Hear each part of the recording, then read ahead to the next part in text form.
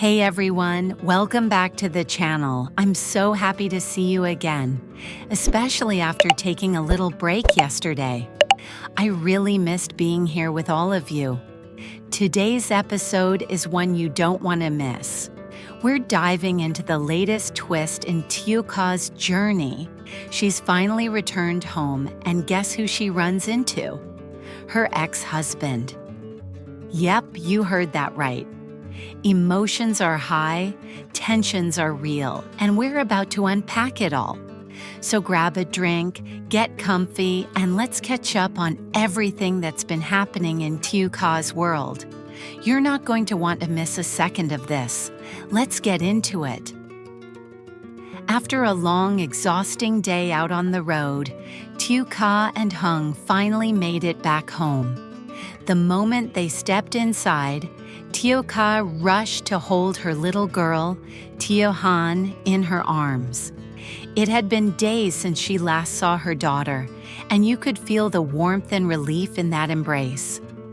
Hmong, still deeply concerned about Tieu Ca's health, gently insisted that both she and Tieu Han stay at his place, at least for now, so he could take better care of them.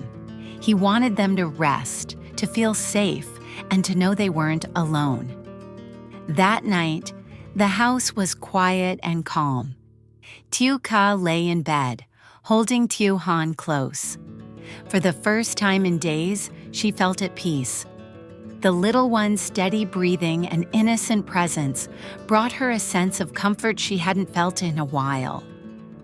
They fell asleep side by side, wrapped in warmth and love.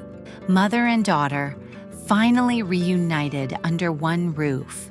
And as the night gently passed, Hmong quietly kept watch, making sure everything was just right for the two most important people in his life. It was a simple night, but one filled with healing, unspoken emotions, and a quiet promise of care. The next morning, Hmong was up early before the sun even rose. While the house was still quiet, he quietly slipped out to the local market to pick up some fresh ingredients. He wanted to make sure everything was perfect for both Tieu Ca and little Tieu Han. Back home, he moved around the kitchen with care, preparing a warm, nourishing breakfast for Tieu Ca and a pot of gentle, comforting porridge for Tieu Han. Every step was deliberate, thoughtful, like he was pouring all his concern and affection into every dish. Once the food was ready, Hmong walked softly into the room where Tieu Ca was resting. His voice was calm but warm as he gently nudged her awake. "Tieu Ca, it's time to get up and have breakfast," he said softly. "You need to eat well and rest properly so your body can fully recover." Still half asleep, Tieu Ca opened her eyes and smiled, touched by the effort he'd put in. "You already made breakfast. I feel bad. You've done so much. I've been nothing but a burden." But Hmong just smiled back and shook his head. "You're not a burden. The only thing you need to do right now is rest and take care of yourself, okay?" It was a quiet moment, but filled with care, warmth, and an unspoken bond growing stronger by the day. After breakfast, Hmong helped tidy up and reminded her again to take it easy. "I'm heading out to the wood workshop for a little while," he said, "but I'll be back soon. Just rest. I'll take care of everything else." Tieu Ca nodded, watching him leave with a quiet sense of gratitude. The house was peaceful again, with Tieu Han napping and the morning sunlight filtering through the curtains. Tieu Ca finally lay back and let herself truly rest. For the first time in a long while, she felt safe, surrounded by care, warmth, and the quiet promise that she wouldn't have to face everything alone anymore. Not far from where Tieu Ca, someone unexpected returned, her ex-husband. After being missing for days with no sign of where he'd gone, he suddenly appeared, dragging a pink suitcase behind him. His eyes were fixed on the familiar path that led to Tieu Ca's old house. There was a strange urgency in his steps, like a man on a mission, or perhaps running from something. When he arrived, he started calling out loudly, pacing back and forth as he peered through the windows and around the yard, searching for any sign of Tieu Ca and their daughter. But the house was quiet, empty. Confused and frustrated, he stood still, trying to make sense of the silence. Just then, the sound of footsteps approached from behind the house. Panic set in. His instincts kicked in, and he quickly grabbed the pink suitcase, dragging it to the back of the house and hiding it behind a pile of old wood and brush. He crouched low, trying to stay out of sight. The footsteps grew louder. It was Hungarian. He had come by to help feed the chickens for Tieu Ca. Completely unaware of the ex-husband's presence, Hung went about the chore casually, not sensing a thing. The ex-husband held his breath, knowing full well what would happen if Hung caught him there, especially after what happened the last time they met. This time, he wasn't going to risk it.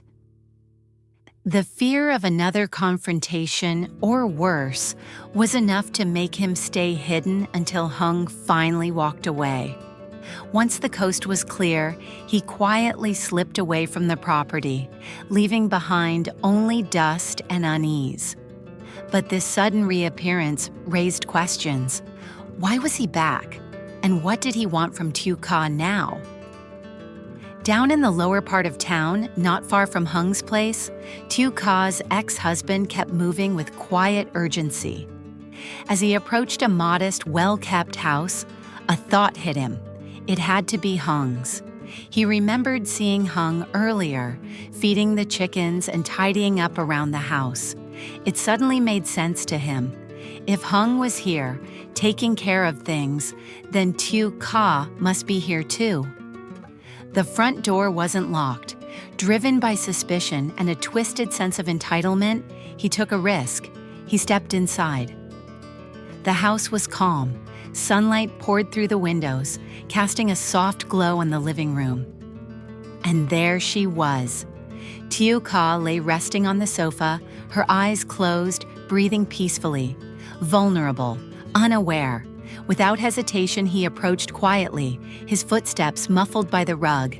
He reached out and gently brushed her hair away from her face, then whispered, "Tieu Ca." Startled by the touch, Tieu Ca's eyes flew open, and what she saw made her heart pound. It wasn't Hungarian. It was him. She immediately shot up, her body tense with panic as she backed away.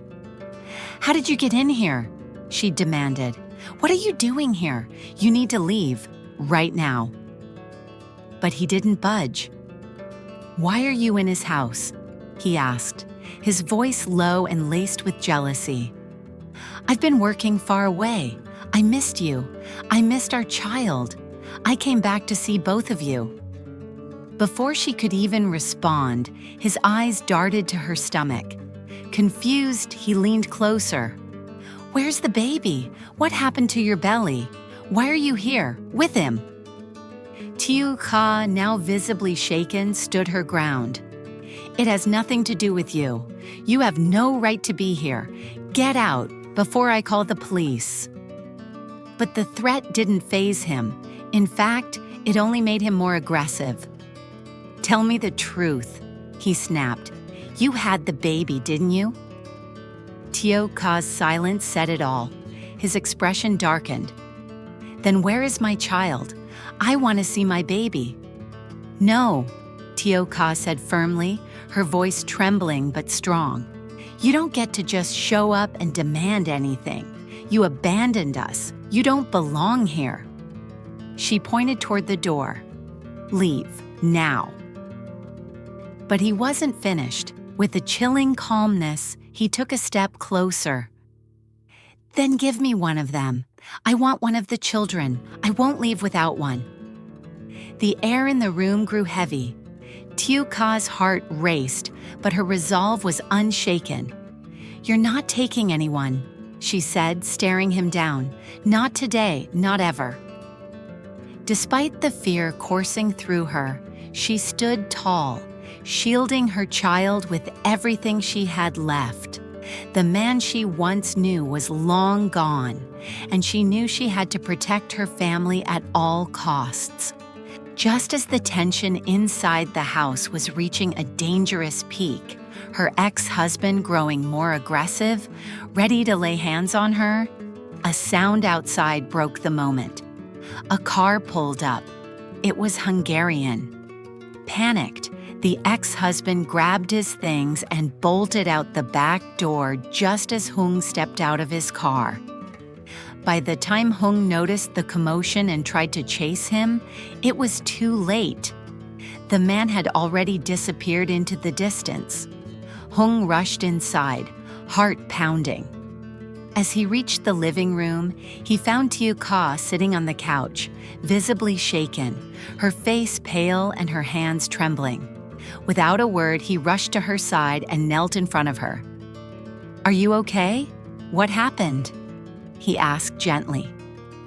Tieu Ca tried to steady her voice as she told him everything: the unexpected break-in, the terrifying confrontation, and the threats her ex had made. Hung listened carefully, his expression growing more serious with every word.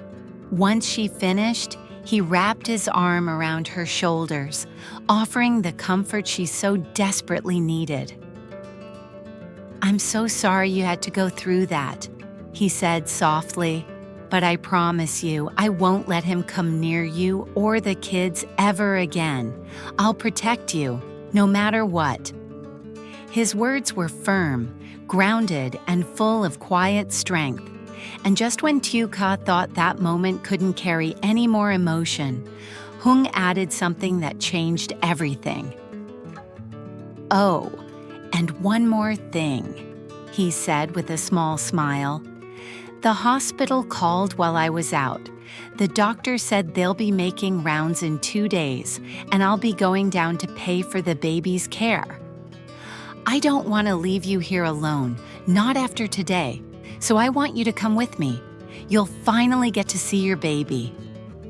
For a moment, Tieu Ca didn't speak, her eyes filled with tears, not from fear this time, but from joy. "Really?"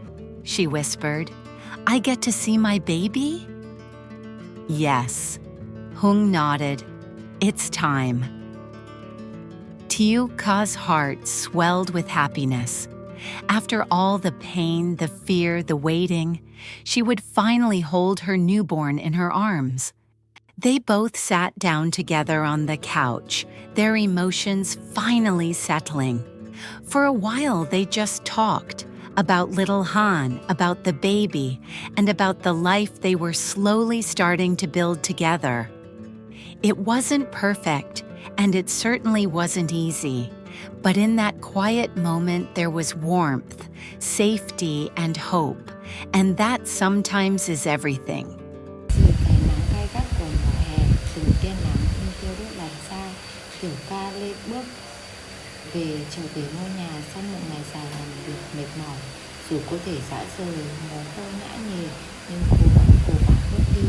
Cô không cho phép mình dừng lại, bởi vì bên cô một sinh linh bé bỏng đang dần lớn lên từng ngày, và đó là động lực mà cô có được. Cô không chỉ chăm lo cho bé Tieu Han mà còn đang cố gắng để chuẩn bị cho em bé sắp chào đời. Chiều hôm đó, sau giờ làm, cô cùng Hùng, người luôn sát cánh bên cô trong suốt thời gian qua, bên trong ngôi nhà mới đã dần được hoàn thiện. Ngôi nhà ấy là giấc mơ của cô, và tổ ấm mà cô và hai đứa con của mình cùng nhau xây đắp. Dù mệt mỏi dã rời, nhưng Tieu Ca vẫn cố nén mệt mỏi và ngồi đi họp kiểm tra mọi thứ. Thấy sắc mặt cô nhợt nhạt, ánh mắt thiếu sức sống, Hùng lo lắng nhìn cô, nhẹ nhàng hỏi: "Tieu Ca, em ổn chứ? Trông em mệt lắm." Cô khẽ lắc đầu, ổn, không sao đâu. Cả hai cùng đứng trước sân trò chuyện về những ngày sắp tới, về căn phòng dành riêng cho em bé, về chiếc mũi mà mình dự định sẽ tự tay cắt. Nhưng bỗng nhiên cơn đau dữ dội ập đến.